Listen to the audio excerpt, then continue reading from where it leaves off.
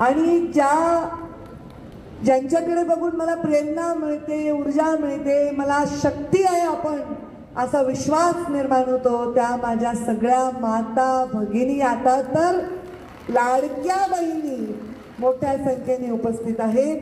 युवा बांधव देखील इथे मोठ्या संख्येने उपस्थित आहेत. मी कुठलाही कार्यक्रम जेव्हा बघते तेव्हा त्या कार्यक्रमाचा दर्जा हा लक्षात येतो त्या कार्यक्रमात उपस्थित असणाऱ्या समोरच्या लोकांवरून. मंचावर तर आम्ही आहोतच, पण समोर जर शेतकरी असतील, माता भगिनी असतील, युवा बांधव असतील, तर एक सगळा वर्ग हा आपल्या पाठीशी खंबीरपणे उभा आहे, ही भावना नक्कीच मंचावरील सर्व नेत्यांना होती. आज आपण राहताच्या नवीन प्रशासकीय इमारतीचा उद्घाटन समारंभासाठी इथे एकत्र आलेलो आहोत. सर्वप्रथम मी त्याचं उद्घाटन झालं असं जाहीर करते.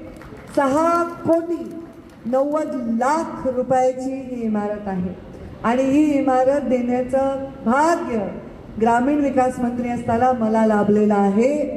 पण अशा अनेक इमारती मी दिल्या आहेत राज्यामध्ये. मी जेव्हा ग्रामीण विकास मंत्री झाले तेव्हा फक्त 42 इमारती पूर्ण आधीच्या काळात होत्या, केवळ 5 वर्षात नाही, पण आपल्या 5 वर्षात आपण 98 इमारतींना परवानगी देऊन 429 कोटी रुपये हे ग्रामीण भागाच्या आपल्या पंचायत समितीच्या इमारतींना दिलेलं आहे. कारण ग्रामीण भागाच्या लोकांचं काम रोज पंचायत समितीला पडतं. त्यांचं प्रत्येक दुखण्यावरचा इलाज हे पंचायत समिती आहे आणि हे मंत्रालयाचं आहे जणू तुमच्यासाठी, तालुक्यासाठी, असं हे पंचायत समितीचं कार्यालय. मी जेव्हा मंत्री झाले होते तेव्हा मी आढावा घेतला की आधी किती लोकांकडे पंचायत समिती कार्यालय, तर फार मुठभर लोकांकडे पंचायत समिती कार्यालय आणि त्या मुठभर लोकांना मिळून विशिष्ट निधी दिलेला होता. पण प्रत्येक तालुक्याचा तो अधिकार आहे. मी जेव्हा मंत्री झाले आमच्या बीड जिल्ह्यामध्ये 6 पंचायत समिती आहेत, पण एकही आमच्या मालकीचं पंचायत समितीचं कार्यालय नव्हतं. त्यामुळे हे पंचायत समितीचं कार्यालय राज्यभरामध्ये व्हावं अशा प्रकारची भूमिका घेऊन निधीचं व्यवस्थित वितरण करून राज्यभरात आम्ही पंचायत समिती कार्यालय उभारले आणि जवळपास त्याला 430 कोटी रुपये मी आत्ताच सांगितलं ते खर्च झाले.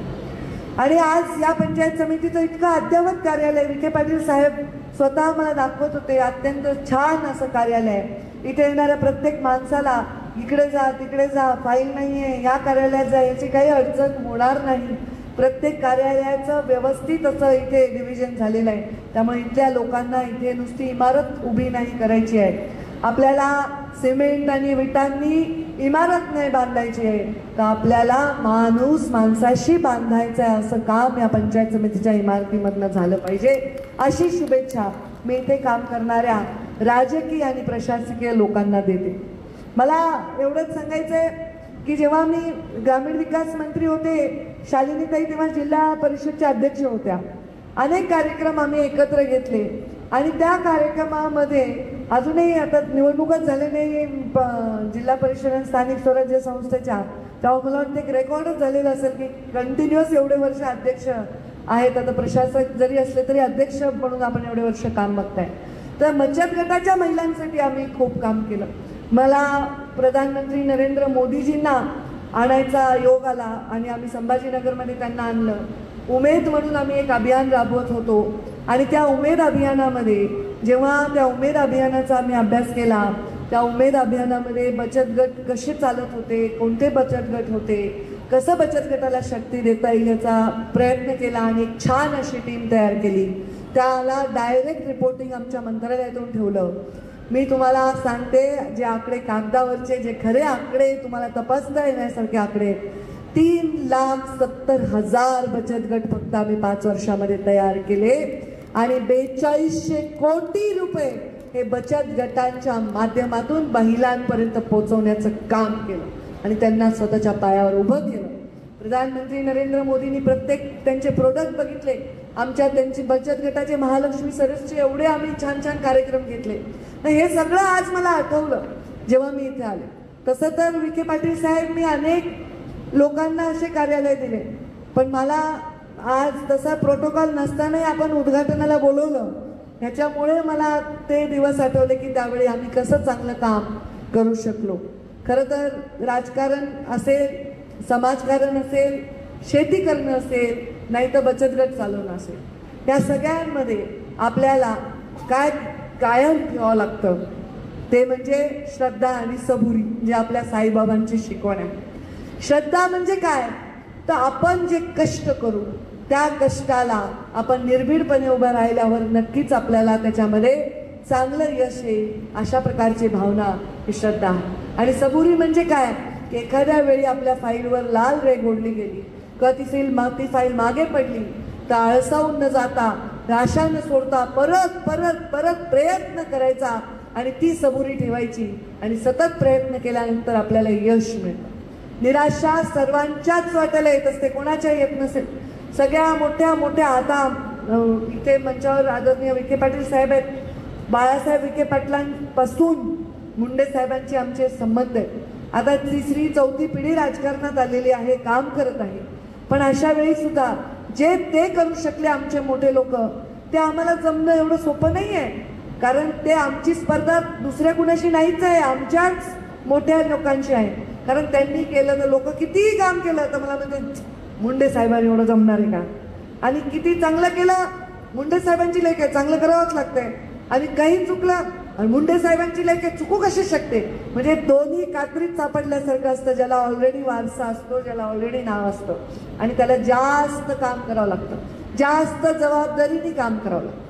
जेव्हा मी ग्रामीण विकास मंत्री झाले तेव्हा मला मुंडे साहेब जेव्हा ग्रामीण विकास मंत्री पदाची शपथ घेतली होती त्या 6-7 दिवसात ते काही गोष्टी बोलले होते, त्या प्रत्येक गोष्टीची योजना तयार केली मी. मला याचा आनंद आहे.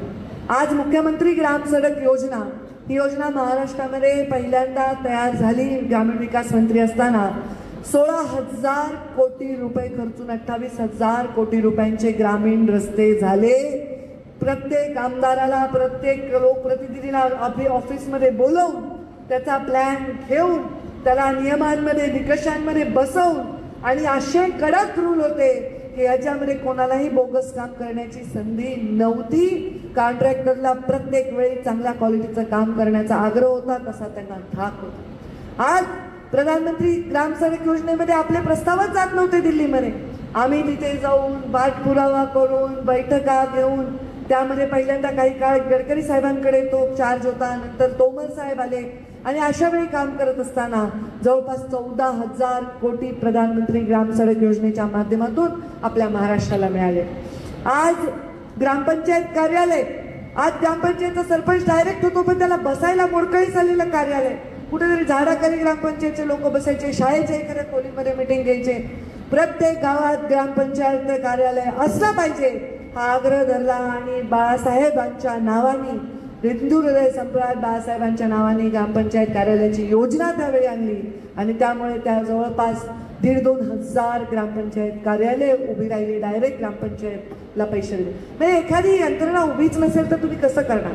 प्रशासकीय इमारती झाल्या पाहिजे, त्या प्रशासकीय इमारतीमधनं काम झालं पाहिजे, लोकांना जाण्यासाठी, बसण्यासाठी, तिथून कागदपत्राचा व्यवहार करण्यासाठीची जागाही असली पाहिजे, हा आग्रह दरवेळी आमचा असायचा.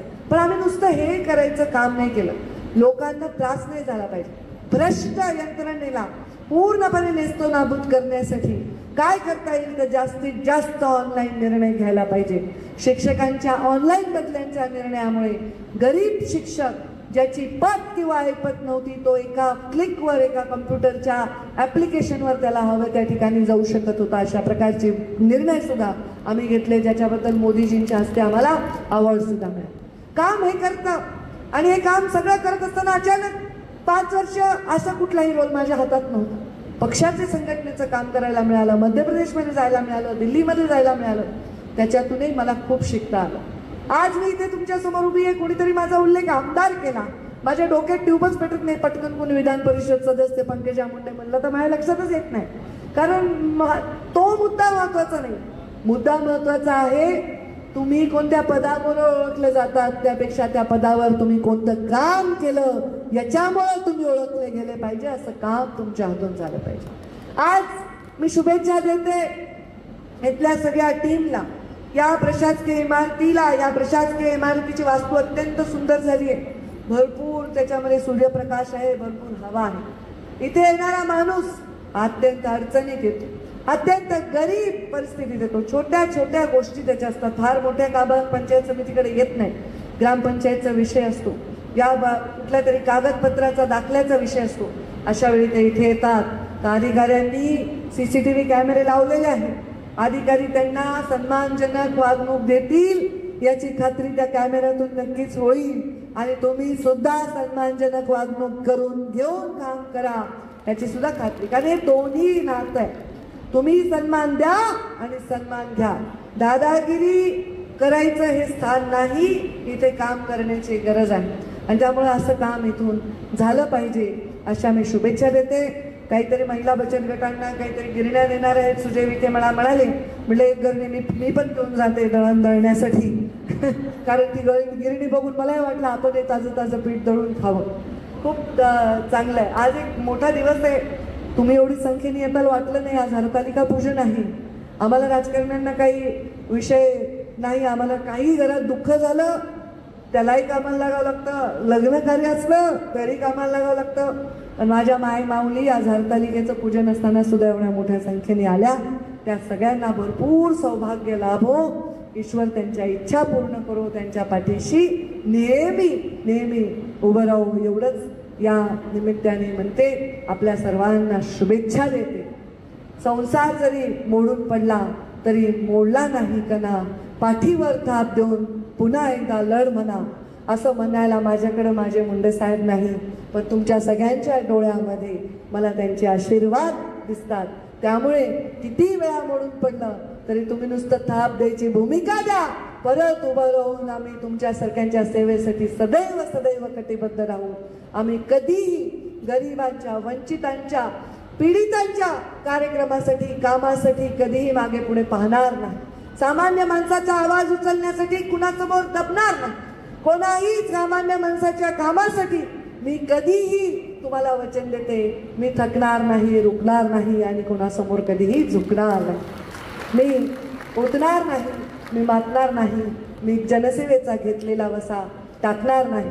आणि आपले पारिवारिक संबंध जर जमले असेल, आपल्या त्याच्या वर्षानुवर्षाचा त्याचा इतिहास असेल तर त्यालाही कधी नाही म्हणू शकणार नाही.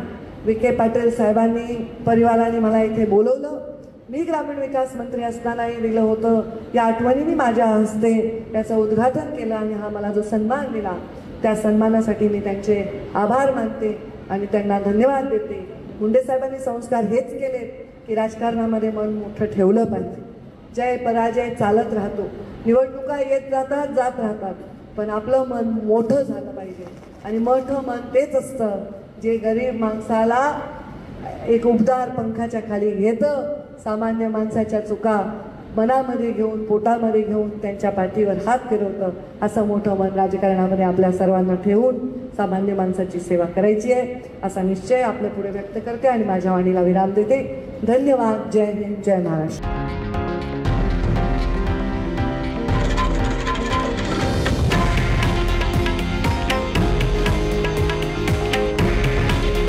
हे आहे देशातील नंबर 1 न्यूज नेटवर्क आणि आपण पाहत आहात TV9 मराठी.